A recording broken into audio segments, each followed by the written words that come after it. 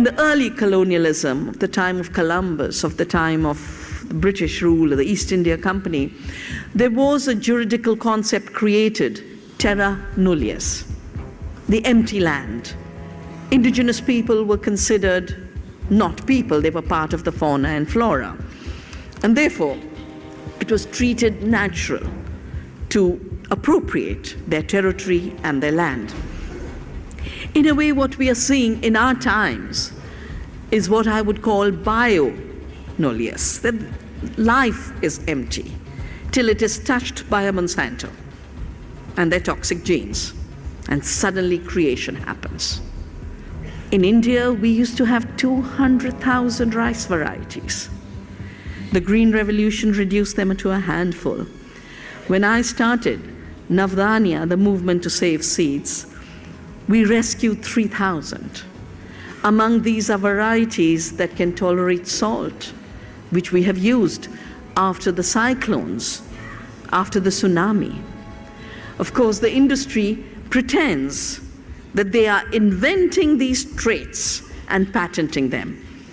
You can't genetically engineer salt tolerance. It's too complex a trait. The only thing you can genetically engineer is single gene traits.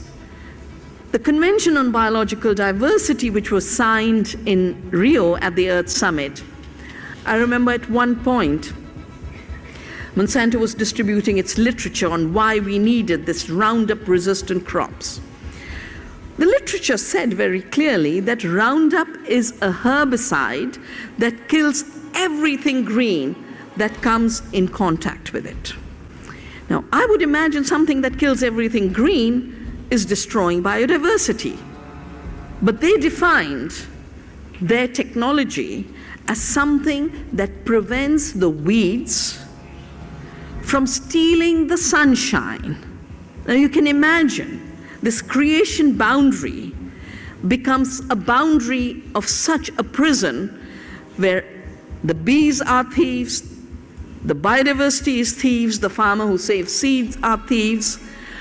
It's a very scared universe, which is not able to understand that these are relationships vital to life, that we need the pollinators to produce food. We need the biodiversity to increase nutrition.